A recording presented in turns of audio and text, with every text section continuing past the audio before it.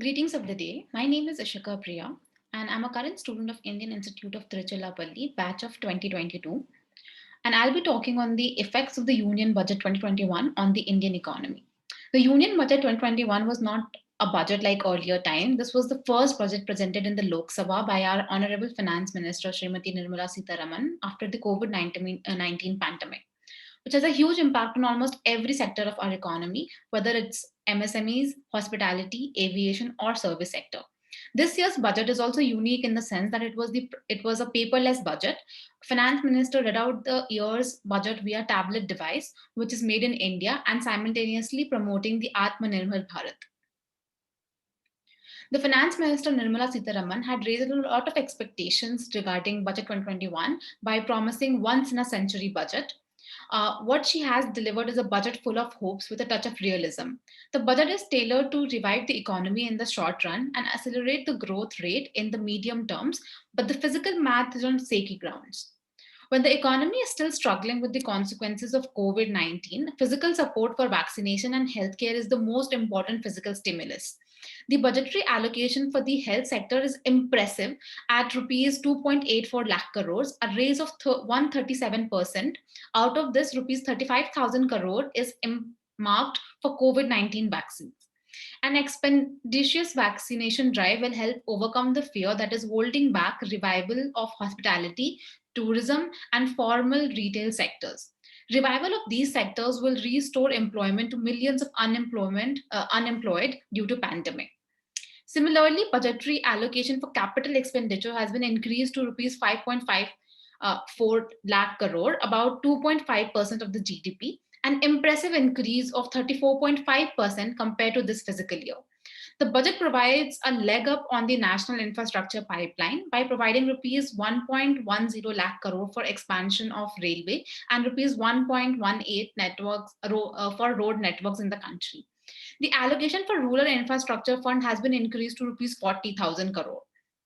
To mobilize the private sector money, the finance minister proposes to set up a rupees 20,000 crore development finance institution with a view to mobilize up to rupees 5 lakh crore to help financing of projects in the capital starved infrastructure sector. To help manage non-performing assets of public sector banks, the finance minister has announced setting up an asset reconstruction and management company, a version of bad banks. Besides rupees 20,000 crore has been reallocated for recapitalization of government banks. To facilitate foreign direct investment, the budget proposes to raise the FDI limit in the insurance sector to 74% from the existing 49%. Overall, the budget focuses on job creation and pump primary the economy through budgetary support for infrastructure. This, along with direct income support to the poor, are going to be a critical for economic revival and sustaining substance for the growth of the country. The question, however, is where will the government get the funds required by various schemes announced in this budget? The major source of the revenue of the governments are incomes and corporate taxes, along with the GST and custom duties. The finance minister has not provided much detail about the custom levies and other duties, except the introduction of the agri infra cess on diesel and petrol without increasing the cost to the customer. The income and corporate taxes have been left unchanged. Besides, the FM has assured steps to ease the cost of compliance for taxpayers. No change in the existing direct taxes have been received, with a sigh of relief by many in the private sector who were fearing a COVID cess or a wealth tax. This, coupled with a boost for infrastructure, has been received by the equity markets with a sense of joy. But in a view of the current economic contraction, no increase in taxes also means that taxes revenue cannot be expected to increase enough to provide the additional funds needed to fund the ambitious investment targets. The difference between total expected revenue and total expected expenditure of the government is the physical deficit. Sita Raman has pegged the physical deficit for the financial year 2022 at 6.8% of GDP. For the current financial year of 21, the physical deficit is at 9.5% of GDP. The government is hoping to meet physical deficit for financial year 22 by monetization of assets, a fundraising route for the government through leasing out of infrastructure projects like road, railway lines, and airports, and selling of land and other assets owned by the government. In addition, the government is aiming to raise funds by reducing its ownership share, that is by through disinvestment in public sector companies.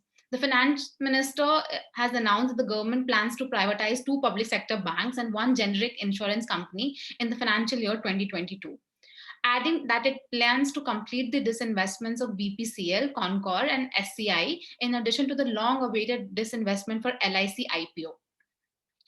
While the center is hoping to get rupees 1.75 lakh crore for the financial year of 2021 and 2022 from this investment, the budget does not provide an estimate for the money to be raised through monetization of assets. Going by the experience of the last several years with monetization and disinvestment, the most of the fiscal deficit will have been met by the market borrowing. It seems like the physical deficit for financial year of 2022 is going to be significantly higher than the budgetary estimate of 6.8 of GDP. So the government may end up borrowing as much as 9 lakh crore from the market.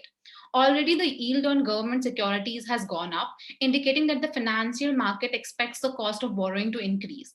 Good thing is that the government expenditure is well targeted at infrastructure and other growth boosting activities, as a high growth rate acts as a stabilizing force for keeping debt GDP ratio in check.